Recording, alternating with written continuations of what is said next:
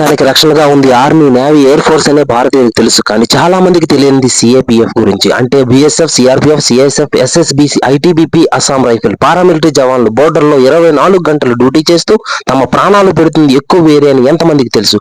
Assam rifle India Myanmar border 1643 కిలోమీటర్లు, BSF India Pakistan border 3323 కిలోమీటర్లు, Bangladesh border 4096 కిలోమీటర్లు, ఐటీబీపీ ఇండియా చైనా బోర్డర్ 3489 కిలోమీటర్లు, ఎస్ఎస్బి ఇండియా నేపాల్ బోర్డర్ 1751 కిలోమీటర్లు, ఇండియా భూటాన్ బోర్డర్ 699 కిలోమీటర్లు, సిఆర్పిఎఫ్ టోటల్ ఇండియా అంతా బోర్డర్ లో law and order, election duty, VIP protection, ఇంకా ఎన్నెన్నో డ్యూటీలు. సిఎస్ఎఫ్ టోటల్ గవర్నమెంట్ కి సంబంధించిన ప్రతి ప్రాపర్టీ, ఎయిర్పోర్ట్లు, మెట్రోలు, ఇండస్ట్రీలు, పోర్ట్స్, ఇలా దేశాన్ని మొత్తం కాపలా కాసే వీరికి అర్ధ సైనికులని అరాకొర జీతాలతో, వసతులు లేక పెన్షన్ కూడా లేని పరిస్థితుల్లో వీరున్నారు. అదే రాజకీయ నాయకుడు ఒకసారి గెలిస్తే ఒక పెన్షన్, 2 సార్లు గెలిస్తే 2 పెన్షన్లు. కానీ సైనికుడు తమ యవ్వనం అంతా దేశానికి దారపోసి చివరి దశలో భరోసా లేని జీవితం.